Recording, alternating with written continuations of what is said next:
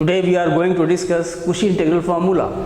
The statement of the theorem is, theorem number 1, let fz be an analytic function in a simply connected domain enclosed by rectifiable Jordan curve C, and let fz be continuous on C. Then fz0 is equal to 1 upon 2 pi I integral over C fz upon z minus z0 dz, where z0 is any point of D. Proof. We describe a circle gamma defined by the equation mod z minus z0 equal to rho, where rho is less than d, d being the distance of z0 from C. Then the function phi z equal to fz upon z minus z0 is analytic in the doubly connected region bounded by C and gamma. This follows from Cauchy-Gauss theorem and its corollary too. What is corollary too? We have already discussed these theorem and corollaries. Corollary 2 states that if fz is analytic in a doubly connected region bounded by two simple curves C and C1 such that C1 is contained in C, then integral over C of fz dz will be equal to integral over C1 fz dz. So these two integrals will always be equal. So by this corollary, we have integral over C phi z dz equal to integral over gamma phi z dz. This is the diagram of the statement. This is the region bounded by C and a circle gamma. These are two closed simple curves, and this is the doubly connected domain bounded by these two curves where gamma is contained in C.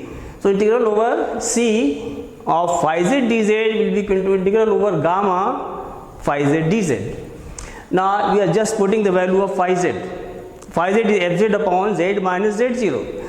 So 1 upon 2 pi, we multiply both sides by 1 upon 2 pi I. So 1 upon 2 pi I integral over C phi z, that is fz upon z minus z0 dz, is equal to 1 upon 2 pi I integral over gamma fz upon z minus z0 dz. Suppose equation number 1.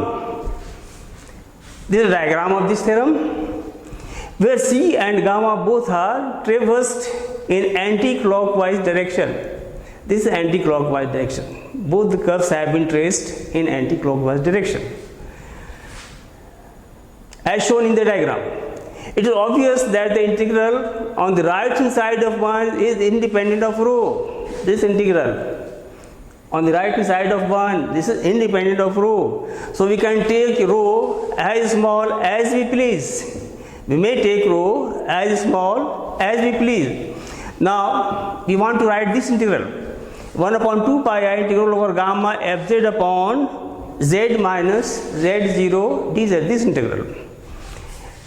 This is equal to 1 upon 2 pi I integral over gamma fz minus fz0 plus fz0 upon z minus z0 dz. We have simply added and subtracted fz0. This is subtraction, this is addition. Or 1 upon 2 pi I integral over gamma fz upon z minus z0 dz equal to 1 upon 2 pi I integral over gamma. By forgetting it, it will be fz minus fz0 upon z minus z0 dz. This is dz plus 1 upon 2 pi I integral over gamma fz0 upon z minus z0 dz. Equation number 2. Writing z minus z0 equal to rho ei theta. This circle is actually mod z minus z0 equal to rho. So its equation can be written in the form z minus z0 equal to rho ei theta. This will imply on the differentiation dz equal to rho ei theta I times d theta, that is equal to I rho e to power I theta d theta. Then integral over gamma fz0 upon z minus z0 dz. This is free from independent of z. So it is out of sign of integration fz0 times.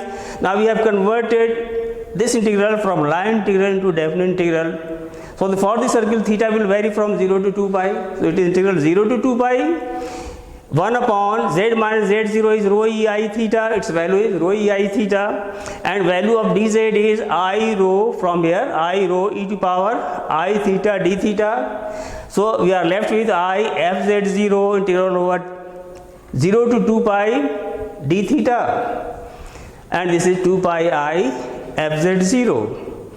Hence 2 implies, now we are substituting the values of this integral into 2 implies 1 upon 2 pi I integral over gamma fz upon z minus z0 dz equal to 1 upon 2 pi I integral over gamma fz minus fz0 by z minus z0 dz plus fz0, because its value is 2 pi I times fz0. This 2 pi I will cancel out with 2 pi I, and we will be finally left with only plus fz0, or 1 upon 2 pi I integral over gamma fz by z minus z0 dz minus fz0 equal to 1 upon 2 pi I integral over gamma fz minus fz0 by z minus z0 dz.